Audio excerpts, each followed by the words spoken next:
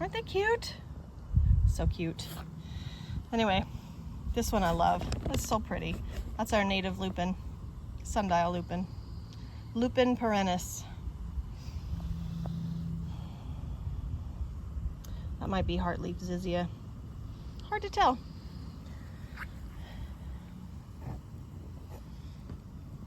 That is a wood sorrel, but this is the pink variety, I think.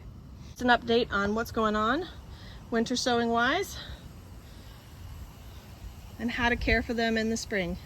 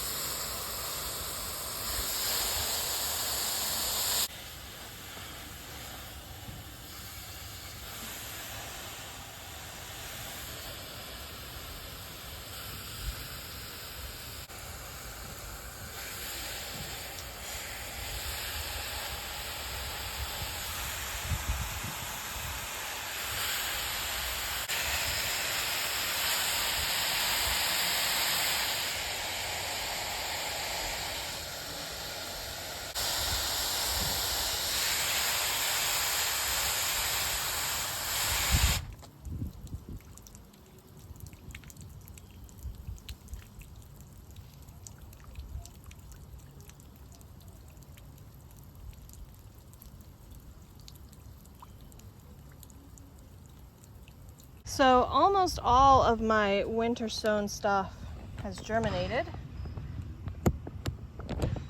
This one I literally just opened this morning because I noticed it had germinated.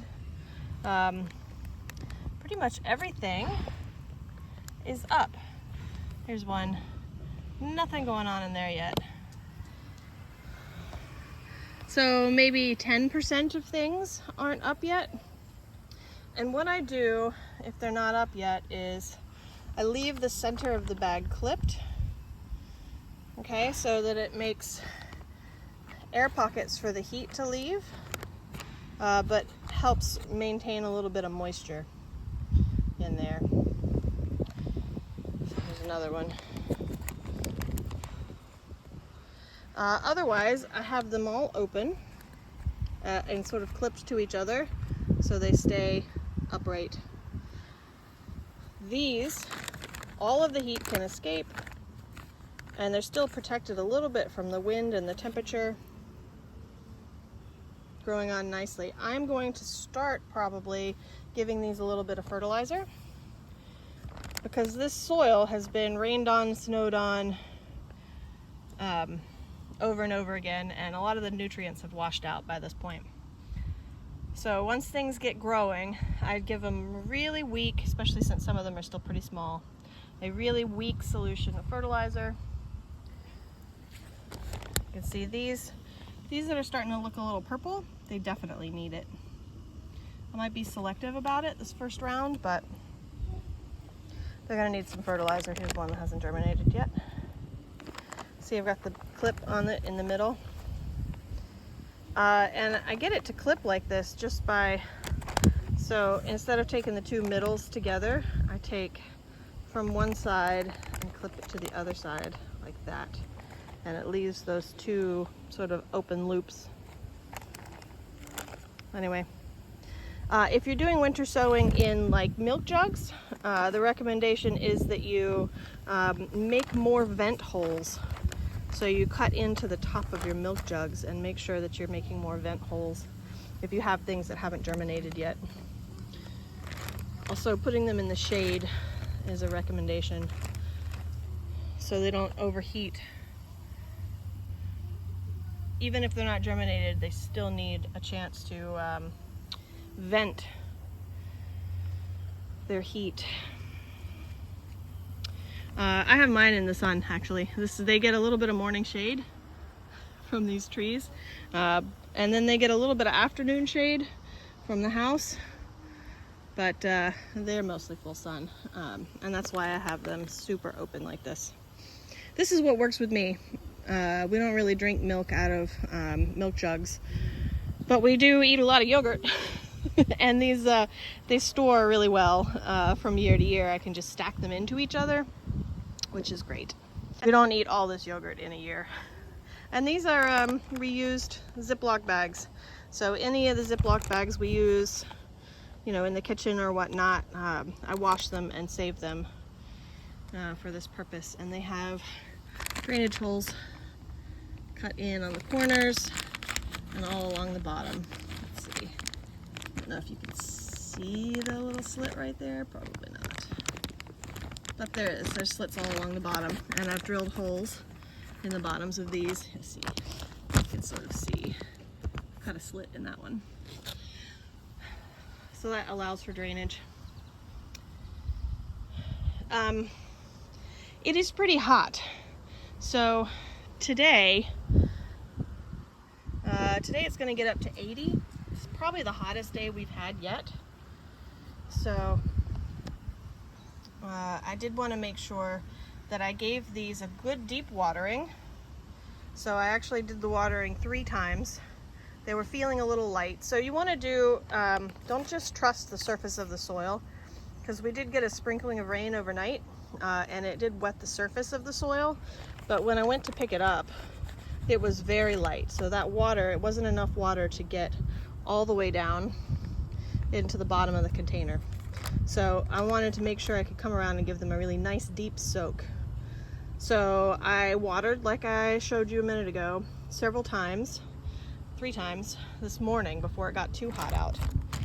And I probably won't water tomorrow, even though it's going to be hot tomorrow too, but this will probably be sufficient. This will probably be sufficient for tomorrow too. And then we're supposed to have several days of rain. So winter sowing is easy, but it is not 100% hands-off. You do have to do some work checking on them, especially once the sun is out in the spring. Over winter, it's not much work. And I tell you what, they are definitely easier than any of the plants that I've grown inside, and hardier in the end. Check this out. These, I think, are snapdragons, and I started some snapdragons inside too. I've already planted those out in the garden. And these, they germinated a little later than those other ones, but I'm going to plant them in the same area, and we're going to see which ones grow better. Little experiment. Aren't they cute? So cute. Anyway, this one I love. It's so pretty. That's our native lupin, sundial lupin. Lupin perennis. All right, I found a variety of hose attachments to help make my life easier. I don't know 100% the specs on these because my husband is the one who helped me out buying these. But I do have a really nice long wand. Okay, and it's got an on-off switch here, which is pretty nice. For the seedlings, the little seedlings, I have this 1 gallon an hour mister, which works great. I love it so much. I love it so much. Let's see if you can get the details on it there. And it screws on and off, and I have other heads I can put on this wand. I also recently got this one, so I'm gonna have an extra. On this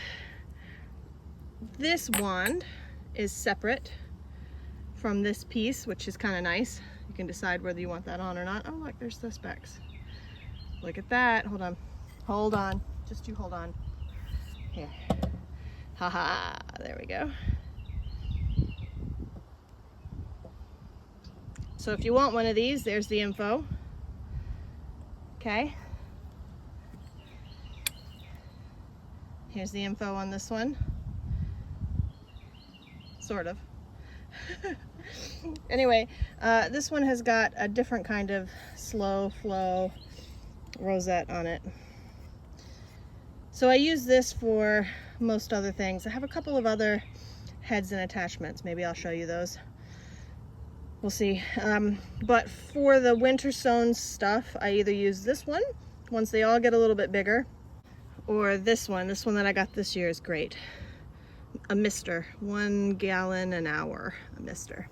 And I can recommend, if you have more than one hose attached to each other, get one of these cutoff valves. Super handy. So if I wanted to take this hose off and put on a different hose, I don't have to go all the way back and turn off the water. I can just shut the water off here.